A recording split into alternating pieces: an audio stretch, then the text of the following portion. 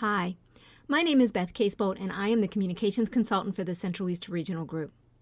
Being a presenter for a workshop is exciting and sometimes a bit daunting. Presenting for a group of Unitarian Universalists adds some extra challenges. This video is designed to help you think about those challenges and be prepared for a successful workshop. In this video, I'm going to tell you what to expect, how to prepare, give you some tips on delivery and preparing your slides, and close with some tips for the big day. Now, in general, workshops are presented in the traditional theater or lecture style, where the presenter stands at the front of the room and the participants sit in seats facing the presenter. If the event is taking place at a convention center or hotel, there may be financial penalties if the chairs are moved. Be sure to ask ahead of time if you can move the chairs.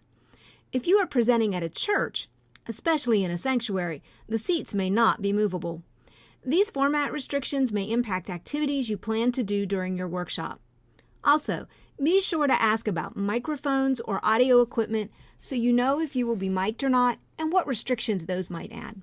Now, when you sit down to prepare your presentation, be sure you have the following pieces of information: any presenter guidelines the group has provided for their event, information on room setup and rules about the chairs, audio equipment and video equipment and their placement in the room, any other documents for presenters provided by the group, such as audio and video release forms, and a copy of the description of your workshop from the publicity materials. Since many of us write our workshop descriptions as much as 6 months before the workshop is presented, it's easy to forget what you exactly said. Remember, participants chose your workshop because of the description, and they may be disappointed if you don't cover the material that was promised.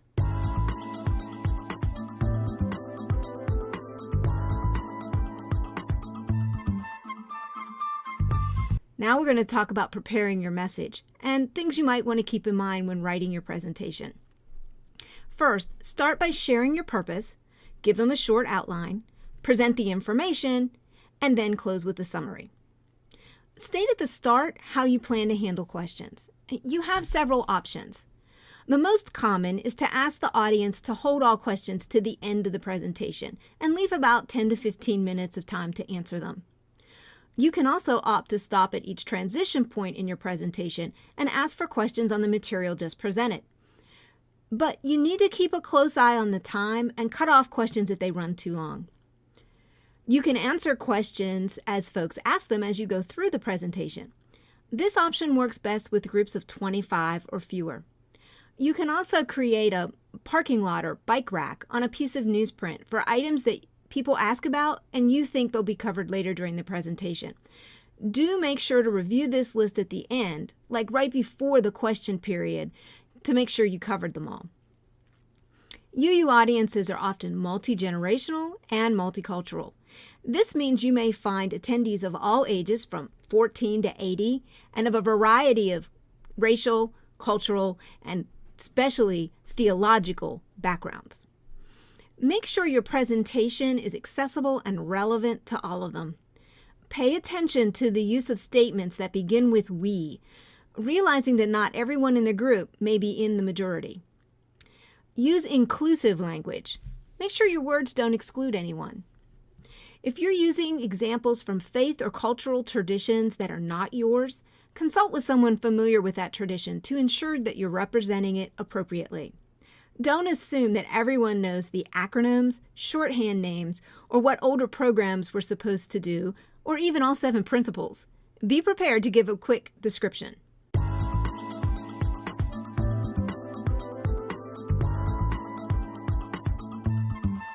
And a couple of other tips about preparing your message to keep your audience engaged. Give examples to illustrate your points. Using real-life situations to show relevance helps, but do change the names and identifying information. Speak from your own experiences and name them as such. Use quotes, stories, and humor to keep your audience engaged. Don't be afraid to use music or video clips, but when choosing these items, make sure they advance your message and aren't just window dressing. Also, check to make sure you will be able to hear them in the venue. Be sure to attribute copyrighted materials, clarify your core message, and repeat the important points several times. Recommend other resources for further study, such as books, or websites. If you make a mistake, acknowledge it and incorporate it into your presentation as a learning experience. And end on a positive note.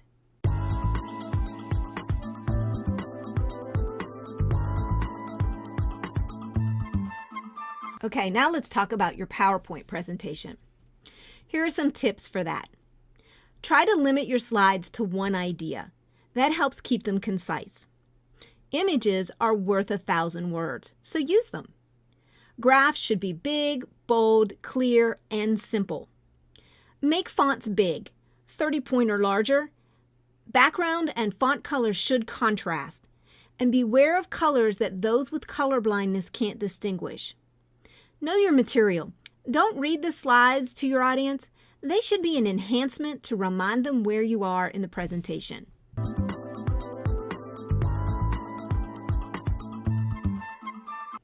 Now let's talk about preparing yourself for your big day. Time and practice your presentation. Leave about 10 or 15 minutes for questions. If this is a panel presentation, make sure you know what's expected in terms of time. When you practice, videotape yourself for review. Use a mirror or ask a family member or friend to give you feedback. Rest your voice the day before and stay hydrated. Look professional. Distracting clothing takes the emphasis away from your message. Solid, flattering colors are best. Take time to center yourself before the presentation. Meet and greet your participants as they enter the room if possible.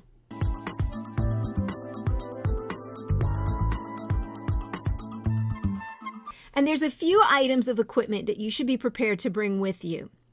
Check with the organizers. They may supply some of this, but always be prepared to bring a laptop or tablet with a power cable, a VGA adapter if you have a Mac or a tablet, a remote if you're using a computer, water, cough drops, a timing device, and a backup of your presentation on a thumb drive or DVD. If you're using video or music, you may need to bring your own speakers for your computer as well. Be sure to check on that. Now here are some delivery tips. Be yourself, and practice does help with that. Establish eye contact. Find those friendly faces around the room. Don't stare at your notes. State your purpose and lay out your agenda. Watch yourself for nervous tics. Finger tenting, rocking, head nodding, pacing. If you videotape yourself, you'll see these in advance and be on the lookout for them. Be enthusiastic about your topic. Watch the time and have fun.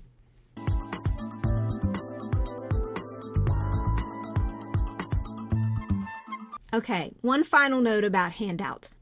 Many organizations ask you to post your handouts, presentation slides, or other materials on a website or email them to participants. Find out what they expect ahead of time and be prepared. And remember, if you have copyrighted cartoons, images, or other materials in your presentation, you may need to edit the presentation before you allow other people to have access to it.